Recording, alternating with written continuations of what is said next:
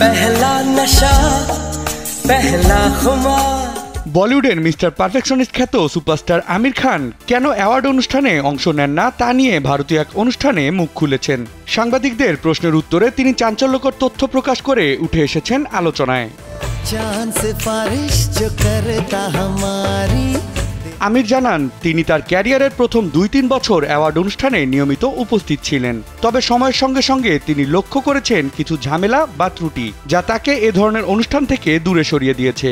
তার অভিযোগ, এই অ্যাওয়ার্ডগুলোতে কাজের গুণগত মান বিচার করা হয় না, বরং শিল্পীদের মধ্যে ব্যক্তিগত সম্পর্ক এবং জ্যেষ্ঠতাকে প্রাধান্য দেওয়া হয়।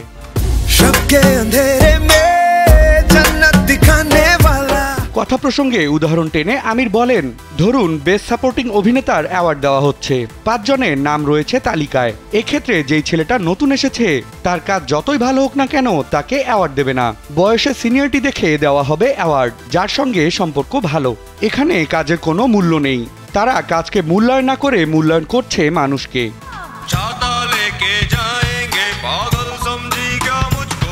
আমির খান দৃঢ়ভাবে বিশ্বাস করেন একজন শিল্পী কতটা ভালো কাজ করেছে সেটাই মূল বিবেচ্য হওয়া উচিত এবং সেই অনুযায়ী তাকে পুরস্কৃত করা উচিত। তার মতে অ্যাওয়ার্ড অনুষ্ঠানে মানুষকে সরিয়ে তার কাজকে দেখা উচিত। কেউ ভালো কাজ করছে তাকে অ্যাওয়ার্ড দিচ্ছেন না, অথচ শুধু পরিচয়ের কারণে কেউ অ্যাওয়ার্ড পাবে, এটা তো জরুরি না। তাই আমিও এখানে আর যাই না, যেতে ইচ্ছে করে না।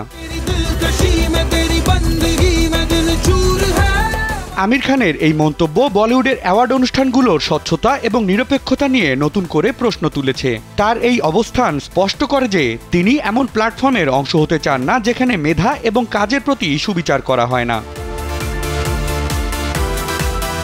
বিনোদন ডেস্ক, কালবেলা।